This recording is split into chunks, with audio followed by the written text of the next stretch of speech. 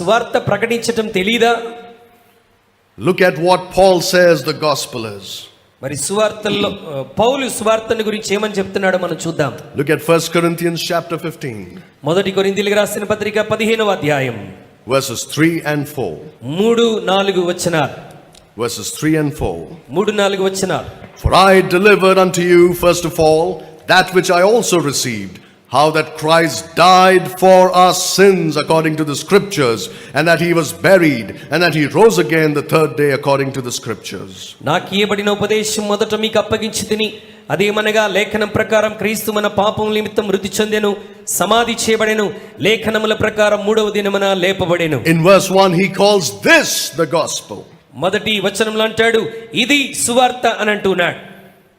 This is the content of the gospel. ఇది క్రీస్తు సువార్తలోని ప్రాముఖ్యమైన సందేశం. You cannot go to the left or to the right